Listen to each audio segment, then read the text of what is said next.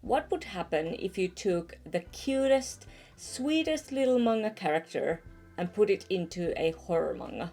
I don't know, probably something extremely fucked up that I would read in a heartbeat. So that's what I did. I wanted to make a mashup where I take cute manga characters and I draw them on the covers of horror manga, because why not? I love ruining things. So first I took Chi from Cheese Sweet Home. Do you know how hard it is to say Cheese Sweet Home without it sounding like cheese?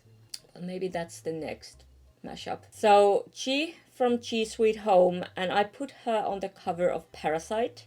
Parasite is a science fiction horror manga originally from the 80s, where alien parasites take over human bodies, and Cheese Sweet Home is a very, very sweet slice of life comedy manga about a literal kitten and her little kitten adventures. They both have anime adaptations, but I based these drawings entirely on the manga. And I used to watch Chi a lot when I was younger.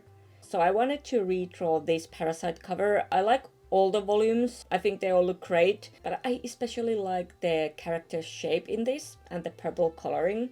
The main character of Parasite is a high school student, Shinichi, whose right hand gets taken over by a worm-like alien parasite. These parasites arrive on Earth and try to take over human bodies by getting into their brains, but Shinichi manages to stop it before it reaches his head and traps it in his hand. So now they are forced to coexist, and Shinichi names the parasite Migi.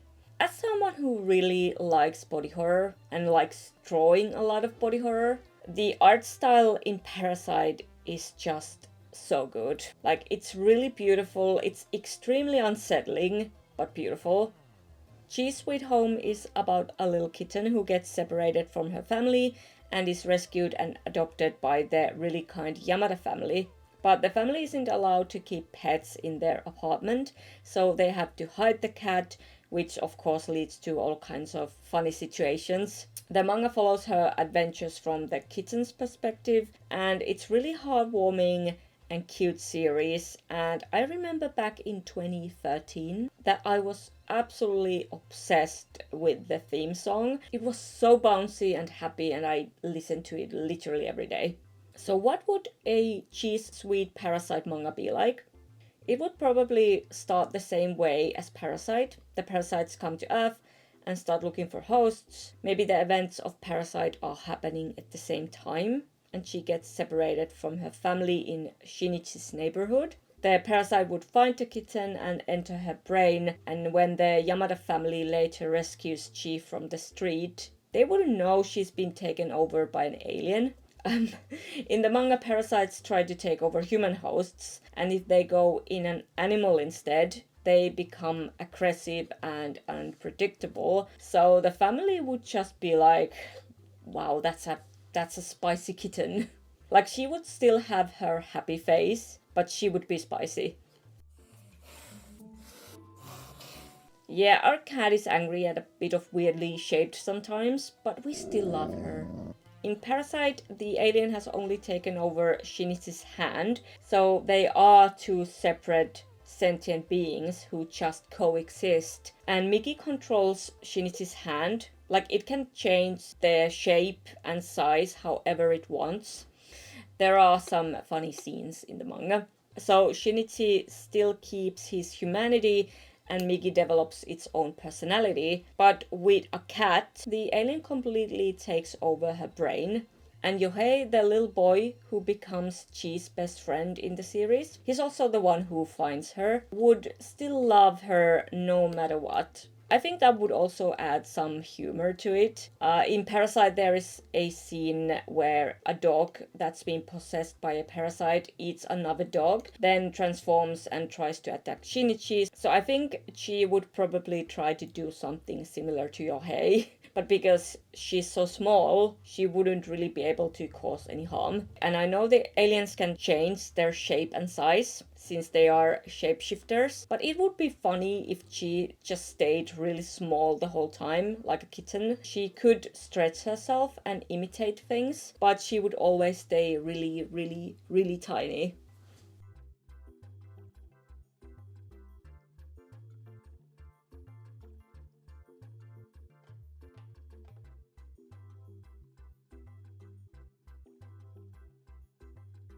I'm really happy I got her shape pretty close to the original. I also drew her paws in kind of the same position. At first I thought about adding more eyes or drawing extra paws or ears or something on the cat, but I ended up keeping it pretty close to the OG cover, and I think the manga would probably end badly for her. And spoilers, if you haven't read Parasite, in the end Migi kind of goes into a sleep but still exists within Shinichi, so either something like that could happen to Chi, or the parasite would eventually kill her, unfortunately. In the manga, Chi also has a lot of friends living in the neighborhood. They would obviously immediately sense that something is very wrong with the kitten and they would avoid her, and maybe the neighborhood cats would just start disappearing one by one. She needs to eat, you know. And as a bonus, I wanted to do a quick swap and draw Migi's sweet home. How would that work? Maybe Yohei finds a dead body or just a detached hand and it becomes the family pet. I don't know. You can come up with a story for this one and share it in the comments. Just a cute, happy slice of life manga about a possessed pet hand. Well, that's literally just Adam's family. Next, I put the classic character Unico into Junji Ito's tombs. Unico was created by the godfather of anime, Osamu Tezuka. Other well-known characters from him are, of course, Astro Boy and Kimba the White Lion, and a bunch of others. I had a few horror manga options for him, like PTSD Radio, but I ended up going with Tombs, since it's one of my favorite covers by Junji Ito, and it fit really well with Unico's own story. For this, I didn't really use the story of Tombs at all. I just really loved the cover art and those blue-green tones and the composition of the cover. But basically, Tombs is about a sister and brother who go to visit their friend Izumi. They arrive in a bizarre town where random tombstones are scattered everywhere, in the streets, in people's homes, and so on. And they are told that when someone dies, their body turns into a tombstone where they fell, except if the body is moved. That's the basis. Unico is originally an episodic manga from the 70s. The main character, Unico, is a young, adorable unicorn who belongs to a mortal woman named Psyche. The goddess Venus gets jealous of Psyche's beauty and wants to get rid of Unico because she believes the unicorn's presence makes Psyche even more beautiful. So Venus tells the god of the west wind, Zephyrus, to take Unico far away and abandon him on the hill of Oblivion. But the West Wind feels sorry for Unico and decides to carry him to a different time and space. The comic consists of different stories where in each one Unico meets new characters. He becomes friends with them and helps them to achieve happiness, since unicorns spread happiness around them. But every story always ends with the West Wind carrying Unico to a new time and space. So he's kinda cursed to travel endlessly, meet new people over and over again, and have all his previous memories completely wiped. So every story is basically a reset. And even though the series looks super cute and sweet, like the art style is really whimsical, and it's also in full color, it can get pretty dark. It deals with serious topics like racism, interracial love, animal abuse, and so on.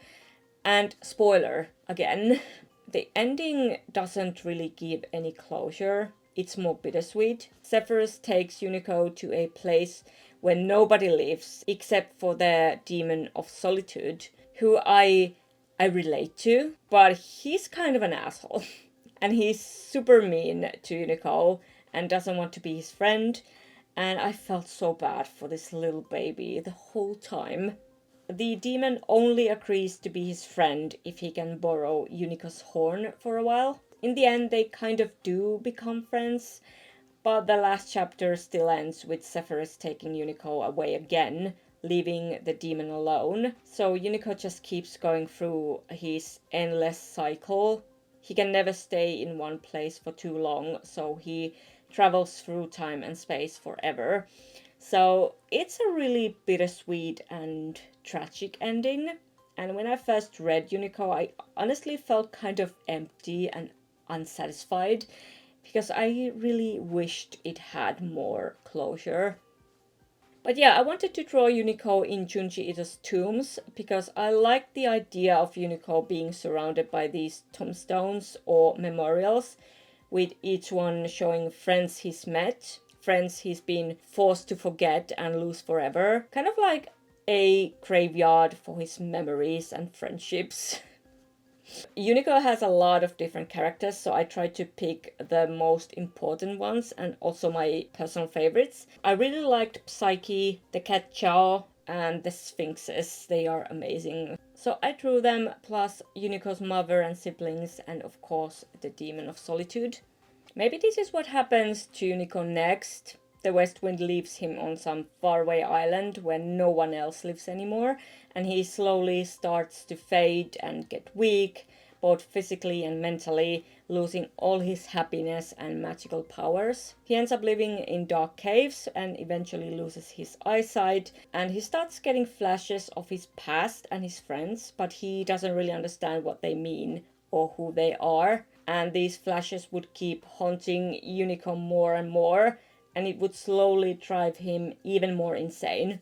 He would still try everything he could to find answers, to remember who he is or where he came from, but he would be completely alone and would spend eternity on the island, surrounded by these vague memories.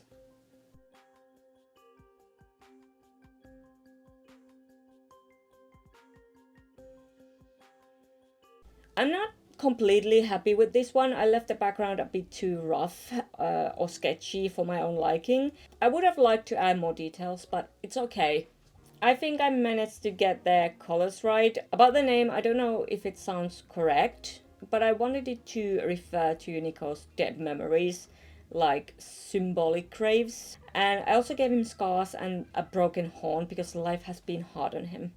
It's tough out there. So here are both. Let me know what you think. What kind of story would you make for these guys? And what other cute manga, anime, or other characters would you put into which horror manga? Or the other way around like this.